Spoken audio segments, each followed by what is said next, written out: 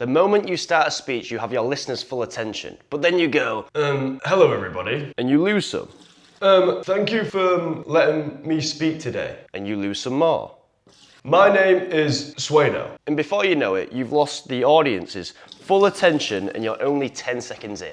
Why? Because you've done the same thing at the start of a speech as everybody else. So in this video, I'm going to teach you how you can start your speech differently and stand out from the crowd. And by watching over 100 TED Talks, I've discovered the clear outliers that will make all the difference whether your speech is exciting or is boring. Which is why in this video, I'm going to go through the 4 different ways that you can open your speech, how to set up your opening for the rest of your speech, and my personal formula that I use to test my openings to make sure it engages the listeners and they hang on to every single word that I say. So let's get into the first 4 ways that you can open with your speech.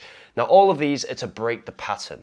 You are not looking to do something that is similar to anyone else, you are looking to stand out from the crowd, and the way you're going to do that is by going against the grain. Now the first way that you can do that is by doing a physical action. Take a look at this video.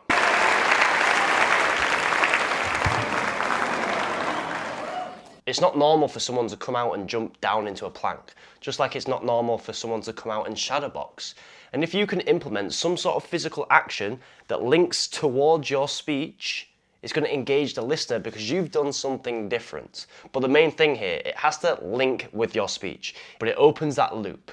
And the loop needs to be closed by humans. It's automatic. Just like when you watch a series and you get right to the end of that series and you're thinking all the way up to that, all right, this is gonna be my last episode, I'm not gonna watch anymore, I'm gonna go to bed. But within that last 10 seconds, they do something that opens a loop and it makes you wanna watch more. So then you look at your watch and you think, it's only 10 PM, I don't have to be up till 6 AM. I'll watch one more. And even though that you said you weren't going to watch one more, you still watched one more because that loop was opened. That's the same thing with this physical action. It's going to intrigue them to listen on and engage even more. Because if they can see the visual of what you are doing, they will have a faster understanding. But what this also does do is invite opportunities for stories. Because there's a reason why Joe got down into that plank right there. And if you incorporate a physical action within your speech, in your opening, there'll be a reason for that, which will open up a story, and people love stories. Which is what takes me on to my next one, number 2, and that is coming out with a story. Every story is different. This is how stories still break the pattern. Even though lots of people come out with stories, someone might talk about a childhood story, someone might talk about a physical pain story, but they release different emotions. And this is one that you can use. A few years ago, I got one of those spam emails. And it managed to get through my spam filter. I'm not quite sure how, but it's turned up in my inbox, and it was from a guy called Solomon Odonka. Now that was a great example from James, but what James has done is got straight into the action. If you are going to include a story for your opening, you can't beat around the bush. You have to state the elephant in the room from the get-go. For example, James went, I've got a spam email. But if James was going to say, or did say, okay, I sat on my desk, I opened my computer, I went on my emails, and I got a strange email. It didn't go to my inbox, it went to my spam. He's beaten around the bush there, he's not got straight to the point. So if you're going to include a story with your opening, you need to get straight into the action. And what you can do, if you think that you've wrote down your story, you've wrote down the opening, you need to look at that and think, okay, if I took out this first line, would it still make sense? If you can delete anything and it still makes sense, get rid of it, because you're putting too much effort into trying to set the story up. What you need to do, if you're opening with a story, is come out with a bang and get straight into it and state the elephant in the room so they know what you are talking about. So that's the first thing that you can do with stories. The second reason why stories are so beneficial is because stories get us to project. We're trying to project and predict what is happening ahead of time. And if the audience is projecting, they are reflecting. And if they're reflecting, they are also engaged and wanting to know more.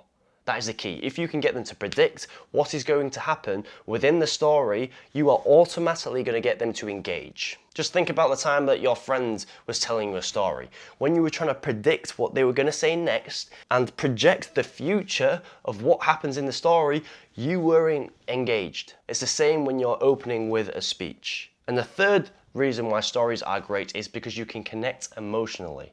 You can get a relatable story like James has done right there, and talk about things that they have experienced in the past. Everyone's got a spam email, so everyone can relate to that story, which is why that one does very, very well. Which moves me on to the third way that you can open your speech, and that is by using a prop. And I don't think there is an example that is as good as this one through all the TED Talks that I've listened to. Check this one out.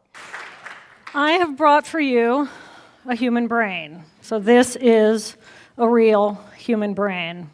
Now, when you're using your props in your presentation, just think, how can you break the pattern by bringing a prop? If you are talking about product, bring the product. Don't just have a picture on screen, have a visual that is a physical form, because then they will have a faster understanding with that physical prop. An example that I've used before is I've done a creatine speech, and when I did the creatine speech, I said, this is a supplement you all should be taking.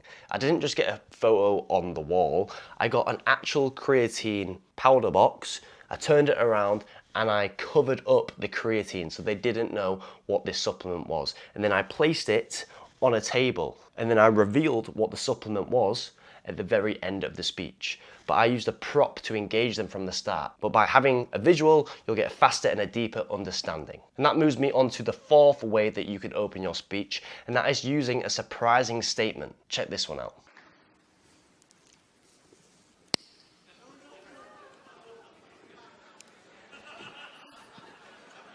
What?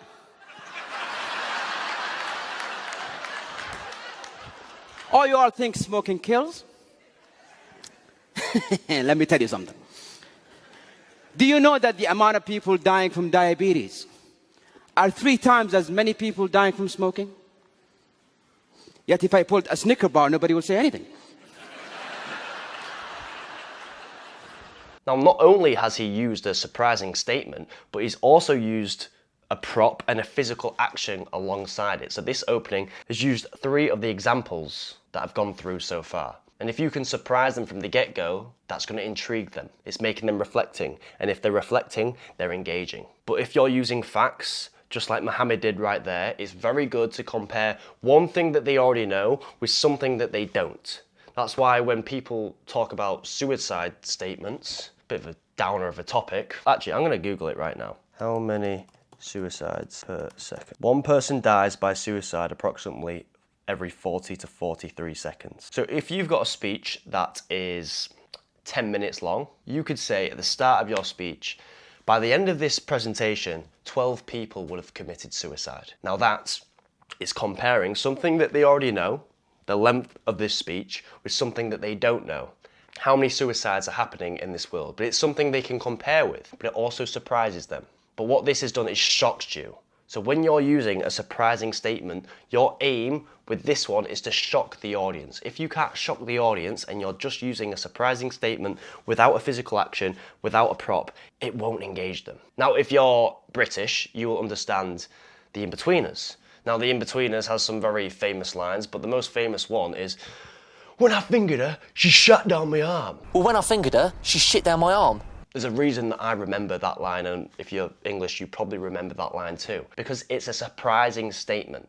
And that is the 4 different ways that you can open your speech. And the whole premise of these openings is to come out with a bang. That is the whole point of your opening of your speech, your first 10 seconds, 20, 30 seconds, come out with a bang. Imagine you were sat in the audience and someone got a gun out and pulled the trigger. Bang! You're going to look at that straight away. That is the whole aim with the start of your presentation. The opening is to set the rest of your speech up. But how can you set it up in a smooth way so the audience know what is coming? Well, that is where the big promise comes into play. Oh, and I forgot to mention there is a link below with a load of free resources, but the top one will teach you how to create an influential presentation.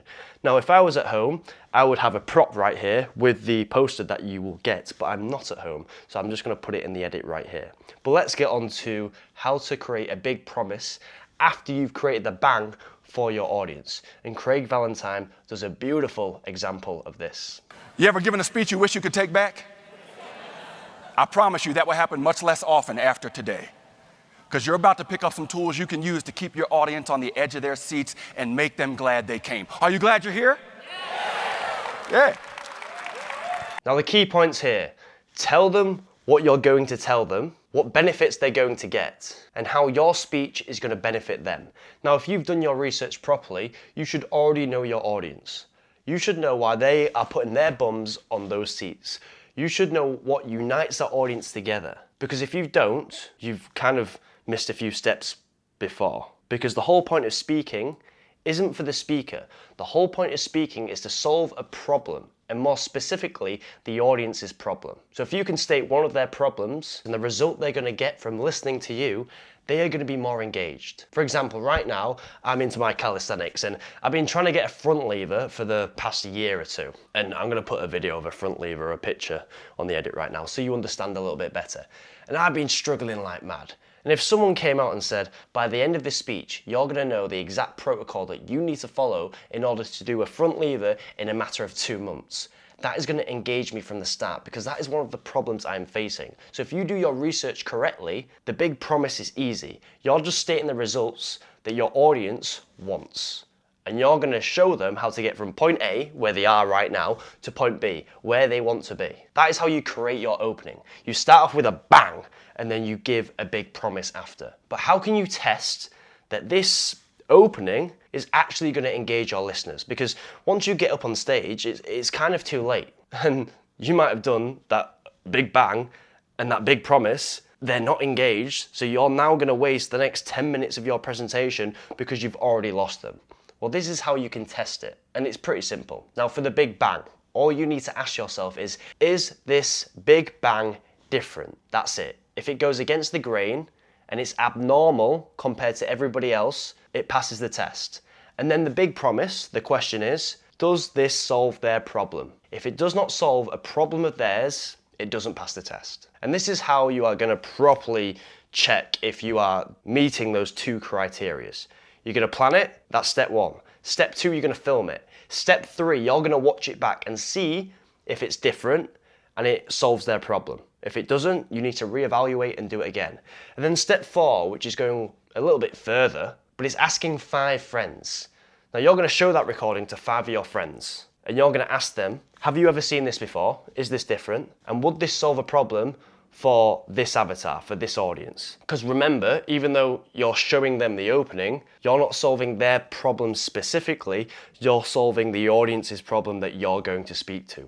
So make sure they are answering those questions from your audience's perspective, your future audience perspective, the avatar that you're going to speak to. That is how you make sure that your opening passes the criteria of being engaging, which is going to excite them and not bore them. Because remember, if you bore the audience in the first 30 seconds, you've wasted the rest of your presentation. The opening is to set up the main bulk of your presentation. That is the main body. That is where you're going to show them how to get from point A to point B.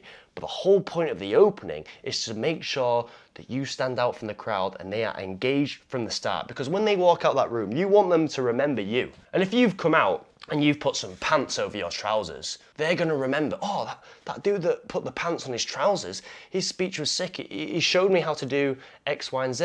If you can have that wow factor within your opening, when they walk out that door for the next day, weeks, and months, they will still have you in their head. You will live in their head rent-free. And that is the whole aim of your presentation. But it all starts with that first 10, 20, 30 seconds when you walk out on stage. All right, so now you've got a full understanding of how to open your speech. You're going to come out with a big bang and then you're going to give them a big promise. But how do you plan the rest of your speech? Well, that's what this video will go through. So if you want to feel confident in planning the rest of your speech, check out this one. I know it says Toastmasters, but it goes through how you can create the points, the memory device, so you can inspire and influence your audience. So check that one out. Anyway, see you later on. I'm off to go grapple. Open map, bitches.